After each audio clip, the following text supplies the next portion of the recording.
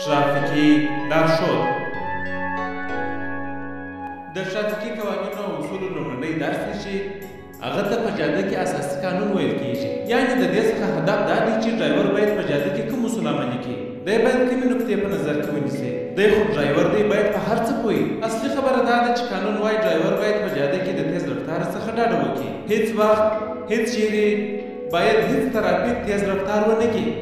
کله چې دی د تیز رفتار څخه ډډه وکړي نو قانون وایي چې د پر ځان باندې څو شیان عملي کړل او قانون یې مراعات کړي چې اول یې د ځاني تاوان څخه ځان وساتئ، کوم چې مالي تاوان دی د هغه څخه یې ځان وساتئ چې د موټر پکښې خرابېږي، درېیم یې د بیت المال د تاوانه چې سړک خراب نه سي، جاده خرابه نه سي.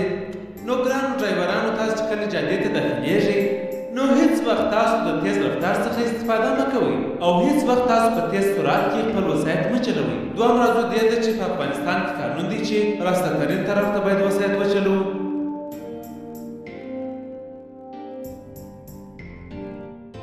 یعنې هېڅکله باید داسې ونه کړو چې د جادې په مابینځ ولاړ شو، یوه بغل ته موږ لږ لار پرېښي، دا بل بغل ته موږ لږ لار پرېښي، یعنې هېڅ موټر نشي کولی چې زموږ څخه تېر سي، ټوله لار موږ نیولې. نو قانون دا دی چې د راسته ترین طرف څخه موږ ډرایوري وکړو. بل اصول دا چې د چا د کور یا دوکانو مخ ته موټر ونه دروو، یو ځای به ولاړ پر هغه باندې په تېز سرعت تېر نه سو، یعنې له چا کالي چټال نه کړو، چا ته ازار ونه رسو.